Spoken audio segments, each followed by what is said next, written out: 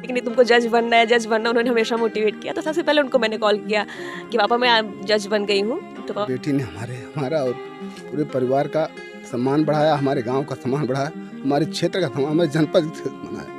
तो बहुत ही बेहतर मेहनत कर रही हैं, ज़्यादा बेहतर मुकाम पर पहुंच रही हैं। तो हम अपने जो भी अभिभावक हैं जो बच्चों को पढ़ा रहे हैं, बेटा के साथ बेटी को भी पढ़ावें। और बेटी को जब पढ़ाएंगे, बेटी को समय देंगे, बेटी के ऊपर आप शिक्षा को करें। चाहते हैं आप 6 से 7 घंटा रेगुलर पढ़िए, कॉन्टीन्यूअस पढ़िए। इससे क्या होगा, आपका रिवीजन बार बार करेंगे और जो चीज़ें रहेंगी आपके दिमाग में बैठ जाएंगी। और 31 अगस्त को राखी थी, तो उस टाइम मैं मार्केट में थी, राखी खरीदी। तो और मेरे दोस्तों का फ़ोन आया कि अरे ऐश्वर्या तुम्हारा सिलेक्शन हो गया। देन मेरे पास फ़ोन नहीं था, तो मैं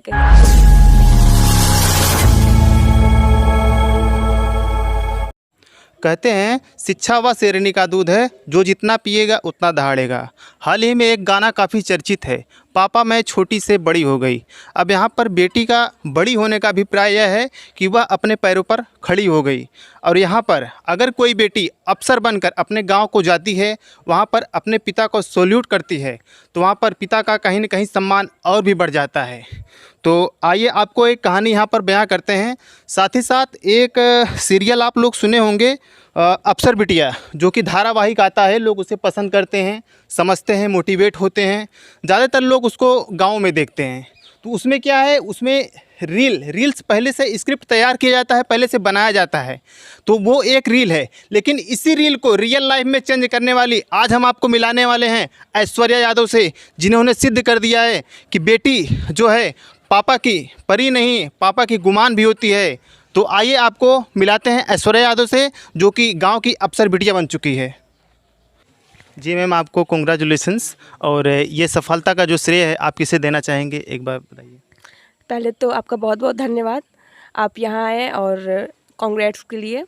और सफलता का जो श्रेय है मैं अपने पूरे माँ बाप, जो मेरे माँ बाप हैं, उनको देना चाहूँगी। उन्होंने मुझे सपोर्ट किया और मोटिवेट किया। और एक तरह से कहिए उनका सपना था जज बनने का, फिर उन्होंने मुझे वो सपना दिखाया, कहा कि तुम इतनी सक्षम हो, तुम कर सकती हो। और फिर आज देखिए मैं आपके सामने जज के रूप में बैठी हूँ। तो पूरा श्रेय माँ बाप को दूंगी मैं। और मेरे पैतृक गांव में मेरे चाचा हैं, बीएल चाचा, और मेरी दादी हैं, उनको भी मैं बहुत श्रेय देना चाहूँगी। जी बिल्कुल, पिता की फ़िक्र को फ़क्र में बदलना कोई आपसे सीखे। मैम, एक बार मैं ये जानना चाहता हूँ कि आपके अपने जर्नी के बारे में थोड़ा डिस्कस करें और अपने बारे में थोड़ा बताएं। जी 12th जो मेरा 12th था वो मैथ से था। उसके बाद फिर मुझे उस टाइम समझ में नहीं आ रहा था कि मैं आगे क्या करूं। फिर पापा ने कहा कि नहीं तुम लॉ करो और इसके आगे ही तुम जो तुमको समझ में आए करना। फिर लॉ करना शुरू किया। तो स्टार्टिंग में थोड़ा लगा कि कैसे पढ़ना है, फिर पढ़ाई करते करते समझ में आने लगती हैं चीज़ें। फिर जब एक हो गया तो पढ़ाई करते करते चीज़ें हो गई। तो फिर पापा ने कहा कि ठीक है, अब तुम जुडिशरी को देखो, ध्यान से सिलेबस देखो और उसी के अनुसार पढ़ाई करो, एक स्ट्रेटजी बनाओ। और रोज़ बात करते थे फ़ोन पे, मतलब मोटिवेट करते थे कि नहीं कहीं भी अभी सिर्फ पढ़ लो, अभी समय है।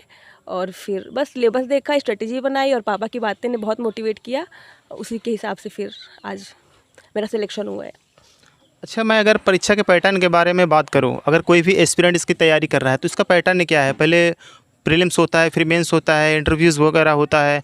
तो इसके लिए कौन कौन से बुक फॉलो करना चाहिए? कैसे आपने किस तरह से तैयारी की, ऑनलाइन की या ऑफलाइन की, कोचिंग की मदद की? इसके बारे में थोड़ा विस्तार से बताइए। देखिए, ये जो एग्ज़ाम होता है वो 3 चरण में होता है, प्री, मेंस और इंटरव्यू। प्री में जो होता है वो मल्टीपल चॉइस क्वेश्चन होते हैं, ऑब्जेक्टिव टाइप के क्वेश्चन। उसमें जीएस भी आता है और लॉ भी आता है। तो जीएस तो मैंने खुद से पढ़ा था और यूट्यूब से मैंने पढ़ा था। बाकी लॉ के लिए जो बच्चे होते हैं उनको मैं कहूँगी कि प्री के लिए आप बेयर एक्ट बहुत अच्छे से पढ़िए, सारे सेक्शन वाइज लिखिए, मतलब उसको समझिए। और जो जजमेंट आते हैं सुप्रीम कोर्ट के हाल के और जो लीडिंग जजमेंट होते हैं उसको देखते रहिए और एमसीक्यू सॉल्व करते रहिए। इससे क्या होगा, प्रैक्टिस बन जाएगी आपकी। और जब एग्ज़ाम होगा तो आपको वहाँ पे क्योंकि इतना कम समय रहता है, क्वेश्चन इतने ज़्यादा रहेंगे, अगर आप एमसीक्यू सॉल्व किए रहेंगे तो आपको वहाँ पे बहुत ज़्यादा दिक्कत नहीं आएगी, आप आराम से क्वालिफाई कर लेंगे। फिर करते हैं मेंस की बात। मेंस में बहुत ज़्यादा सब्जेक्ट रहते हैं हमारे, उसमें भी हमारे मैं जहाँ तक मुझे याद है 6 पेपर होते हैं। जीएस का होता है 200 नंबर का, इंग्लिश का, हिंदी का, एक सब्सटेंटिव लॉ का पेपर होता है, एक प्रोसीजरल लॉ का और एक लोकल लॉ का। तो जीएस के लिए मैंने मैगज़ीन से पढ़ा था और खुद से नोट्स बना बना के पढ़ा था। हिंदी इंग्लिश तो मेरी पहले से थोड़ी सही थी क्योंकि मैं सीबीएसई बोर्ड से पढ़ी थी और मैंने उसमें थोड़ा सा वर्क किया तो मेरा अच्छा हो गया। बाकी सब्सटेंटिव लॉ मैंने नोट्स बनाया था और मैंने कोचिंग भी किया था, लॉ एकेडमी इलाहाबाद में है, उन्होंने नोट्स बनवाए थे और मैंने खुद से नोट्स बनाया तो किया था। वो सब करके फिर रिवीजन करती थी बार बार। और प्रोसीजरल लॉ के लिए bare act sufficient, procedural law में सीआरपीसी है, एविडेंस एक्ट है, सीपीसी है, उसमें इतना ज़्यादा कंटेंट पहले से रहता है। और जो हमारे जजमेंट होते हैं, Supreme Court judgement is the most important thing. अगर उसमें से कोई पॉइंट है जो नहीं समझ में आता बच्चों को, आप सुप्रीम कोर्ट का जजमेंट देखिए, अगर आप पेपर में लिख के आएंगे तो वो डिफरेंस रहता है, कॉपी में आप कर पाएंगे। और फिर लोकल लॉ थोड़ा हेक्टिक होता है बच्चों के लिए क्योंकि कभी वो पढ़ते नहीं है, उसमें बहुत सारी चीज़ें ऐसी रहती हैं जो समझ में नहीं आती हैं। तो बच्चों को यही रहता है कि आप थोड़ा समझिए उसको पहले से, आप जब प्री कर रहे हैं, प्री के पहले से अगर आप तैयारी कर रहे हैं तो लोकल आप तभी से देखते रहिए। बस ये था। और आप वहाँ पे एग्ज़ाम में ये होता है कि हमारे पास 3 घंटे हैं और उसी में लिखना है, तो आप पॉइंटर में लिखिए, थोड़ा पॉइंट्स बना के लिखिए और जितना कंसाइज हो सके उसमें लिखिए। इससे क्या होगा, एग्जामिनर को, क्योंकि एग्जामिनर को कॉपी चेक करना है, वो आपको कॉपी देखता है, आपकी शक्ल नहीं देखता कि बच्चा कैसा है। तो कॉपी आप इतने बढ़िया से लिखिए, अब थोड़ा सा पॉइंट्स में लिखिए, डायग्राम बना के लिखिए, तो उससे एग्जामिनर प्रभावित होगा और आपको नंबर भी देगा। जी। अच्छा, एस्पिरेंट्स जो भी रहते हैं उनका सबसे बड़ा सवाल यही रहता है कि मैम कितने घंटे पढ़ाई करें कि हमारा सिलेक्शन हो जाएगा? देखिए, टाइम घंटे जो होता है, आप क्वांटिटी की बात करें, quantity is not matter, quality that is matter. आपको जो समझ, आप सबका अलग अलग स्ट्रेटजी होता है, सबका अलग अलग कैपेसिटी होता है, तो घंटे से कोई मतलब नहीं है। मेरा ये था, मैं अपना खुद का एक्सप्लेन करना चाहूँगी कि मुझे सुबह का टाइम मेरा सबसे अच्छा रहता था। मैं सुबह आराम से 5-6 बजे उठती थी और सबसे पहले मैं जो करती थी पढ़ाई, बस पढ़ने बैठ जाती थी। 5 बजे उठी, 7-8 फिर 9-10 इतना पढ़ लिया तो क्या हो गया, 4-5 घंटे आप सुबह पढ़ लिए। वो क्वालिटी आप जो पढ़ लिए, फिर अगर आप दिन भर भी नहीं पढ़ेंगे, फिर आप रात में भी 2-3 घंटे पढ़ लेंगे तो सफिशिएंट। तो मैं अगर एक आइडियल घंटे की बात की जाए तो आप रेगुलर जब तैयारी में आते हैं, आप 6 से 7 घंटा रेगुलर पढ़िए, कॉन्टीन्यूअस पढ़िए। इससे क्या होगा, आप रिवीजन बार बार करेंगे और जो चीज़ें रहेंगी आपके दिमाग में बैठ जाएंगी। जी। अच्छा, सबसे बड़ा सवाल ये कि जैसे कि बहुत सारे एस्पिरेंट रहते हैं, फर्स्ट अटेम्प्ट दिया, सेकंड दिया, उसमें फेल हो गए, उसके बाद वो हताश हो जाते हैं, डिमोटिवेट हो जाते हैं। फिर उनको उस सिचुएशन में कैसे अपने खुद को कैसे तैयार करना चाहिए? जी। क्योंकि आपके लाइफ में भी ऐसा कोई दौर आया होगा जिस समय आपको ये लगा होगा नहीं, मुझे इस फील्ड को नहीं चुनना चाहिए। अ, कि ऐसा नहीं, क्योंकि एकदम मन में बैठा था कि नहीं, जज बनना है, जुडिशरी निकालना है। अगर किसी का फर्स्ट या सेकंड अटेम्प्ट में नहीं होता है तो आप पहले आपका कहीं ना कहीं कुछ गड़बड़ है, कहीं ना कहीं कमियां हैं, आपको या तो मेंस में कहीं लिखने की दिक्कत है, तो अपनी कमी ढूंढिए, आपको क्या प्रॉब्लम है, कहाँ क्यों आपका सिलेक्शन नहीं हो रहा है, उस वीक पॉइंट को आप पहले देखिए, आप में कमी क्या है और उस पर वर्क करिए, आप ज़रूर से सफल होंगे जो भी बच्चे हैं। एक सवाल मेरा आपसे है कि जिस समय आपका रिज़ल्ट आया, जी। उस समय जो सबसे पहले आपने किसे फ़ोन करके बताया? उस समय आपकी एक्टिविटी क्या थी? उस समय माहौल क्या था? देखिए, रिज़ल्ट 30 अगस्त को आया था और 31 अगस्त को राखी थी, तो उस टाइम मैं मार्केट में थी, मैं राखी खरीदी तो, और मेरे दोस्तों का फ़ोन आया कि अरे ऐश्वर्या, तुम्हारा सिलेक्शन हो गया। देन मेरे पास फ़ोन नहीं था, तो मैं कही कि अब मुझे कैसे, मेरी एक फ्रेंड थी तो मैंने उनसे कहा कि आप फिर से एक बार देखो, रिज़ल्ट एक बार क्लियर करो, मेरा ही है कि नहीं। बार बार एक रीचेक कराया सबसे, उसके बाद फिर देन फाइनली एक सेटिस्फेक्शन मिला कि नहीं, फाइनली मैं हो गई। तो सबसे पहले दिमाग में आया कि नहीं, सबसे पहले पापा को बताना, क्योंकि पापा का सपना था मेरे कि नहीं, तुमको जज बनना है, जज बनना। उन्होंने हमेशा मोटिवेट किया, तो सबसे पहले उनको मैंने कॉल किया कि पापा मैं जज बन गई हूँ। तो पापा बोले अरे वाह, बढ़िया, फिर कॉन्ग्रेट्स हुआ। फिर उसके बाद फिर बाहर ही थी उस टाइम, फिर दोस्त लोग भी कुछ मेरे हुए थे, तो फिर हम लोग फिर मिले और बधाइयाँ शुरू हो गई सबसे। Okay ma'am. अभी ऐश्वर्या के पिताजी हैं, आइए उनसे जानते हैं कि इस समय वो क्या फ़ील कर रहे हैं, कैसा लग रहा है आपको? मुझे बहुत अच्छा लग रहा है। बेटी ने हमारा और पूरे परिवार का सम्मान बढ़ाया, हमारे गांव का सम्मान बढ़ाया, हमारे क्षेत्र का सम्मान, हमारे जनपद से बनाया, तो बहुत ही अच्छा लगा। हम लोग बहुत भावुक हो गए, अब भी भावुक हो रहे हैं। एक कहावत है, मोटिवेशन है कि बेटी ने पिता की फ़िक्र को फ़क्र में बदल दिया, है ना?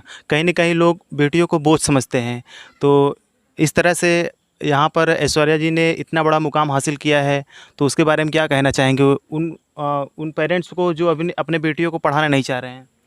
एक भावुक तौर पर हम ये कह सकते हैं कि बेटियां बेटे से कहीं कम नहीं हैं, और इस समय हमारी बेटियां जो हैं बेटों से ज़्यादा बेहतर मेहनत कर रही हैं, ज़्यादा बेहतर मुकाम पर पहुंच रही हैं। तो हम जो भी अभिभावक हैं, जो बच्चों को पढ़ा रहे हैं, बेटा के साथ बेटी को भी पढ़ावें। और बेटी को जब पढ़ाएंगे, बेटी को समय देंगे, बेटी के ऊपर आप शिक्षा पे वो करेंगे, तो निश्चित तौर पर बेटियां हमारी आगे बढ़ेंगी। हमारी जो आधी जनसंख्या है, ये जो कहीं न कहीं पिछड़ गई है, हम सब का दायित्व है कि हम इस आधी जनसंख्या को वो भी आगे बढ़ाएं, जिससे हमारा देश, हमारा समाज आगे बढ़े और बेटियां हमारी आगे बढ़ें। जी बिल्कुल। एक आखिरी सवाल आपसे मैम, कि जो भी एस्पिरेंट अभी तैयारी करने वाले हैं, और उन पेरेंट्स को आप क्या कहना चाहेंगी जो बेटियों को इस तरह से जो है बाहर भेजने से कहीं न कहीं दरकिनार करते हैं? जी, मैं सारे पेरेंट्स को यही कहूँगी कि आप अपनी बेटी को एक पहले कहिए कि उनका क्या सपना है, उनसे पूछिए। उनके ऊपर आप अपना सपने को मत करिए, उनके इंटरेस्ट के हिसाब से उनका जानिए और फिर उनको भेजिए और विश्वास रखिए। अगर आप और उनको मोटिवेट करते रहे रेगुलर कि नहीं आपको ये करना है, आपके जीवन इससे बहुत बेहतर होगा। आप उनको पॉजिटिव बातें आप रोज़ समझाइए। इससे क्या होगा, बेटी के दिमाग में अच्छी-अच्छी बातें जब आप खुद कहेंगे तो बेटी के दिमाग में चीज़ जाएँगी तो वो खुद से पढ़ेंगी और उनका भी एक सपना बनेगा कि नहीं, हमारे माँ-बाप ने मुझे अगर यहाँ तक भेजा है तो मेरा दायित्व बनता है कि मैं उनका सपना पूरा करूँ, अब खुद का सपना पूरा करूँ, अपना जीवन और पूरा जो एक समाज में उद्देश्य जो संदेश जाए। जी। जी बिल्कुल। एस्पिरेंट को क्या कहना चाहेंगे जो भी अभी तैयारी कर रहे हैं? जी, अब मैं उनसे ये कहूँगी कि अगर जिनका नहीं हुआ है, आप हताश मत होइए। ये जीवन है और ये सब चीज़ें उतार-चढ़ाव होता रहता है।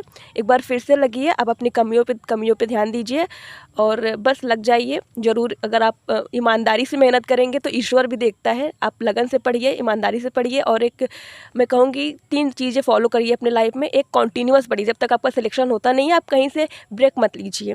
दूसरा, आप डिसिप्लिन में रहिए। आप एक समय निर्धारित करिए कि मुझे दिन में इतना समय जो आपका टाइम जो आपको जिस टाइम आपको समझ में आता है उस टाइम पढ़िए। और तीसरा, आप रिवीजन करते रहिए। जो आप एक बार पढ़ चुके हैं पुरानी चीज़ें, उसको आप रिवीजन लगातार करते रहिए। इससे क्या होगा, पुरानी चीज़ें आप भूलेंगे नहीं और नई चीज़ें आप रेगुलर अपडेट करते रहिए अपने आप को। और आंसर राइटिंग प्रैक्टिस करते रहिए मेंस के लिए, दैट इज़ सफिशिएंट। और जो भी कमियाँ आप अपना ध्यान रखिए और बस ऑल द बेस्ट सभी को। Okay, thank you ma'am. ऐसे ही वीडियो देखने के लिए आप चैनल को सब्सक्राइब करें, शेयर करें। जैसे कि मैम ने बताया है, जो भी आपको तरीके बताए हैं, उनको अगर आप फॉलो करते हैं तो निश्चित रूप से आपको सफलता मिलेगी।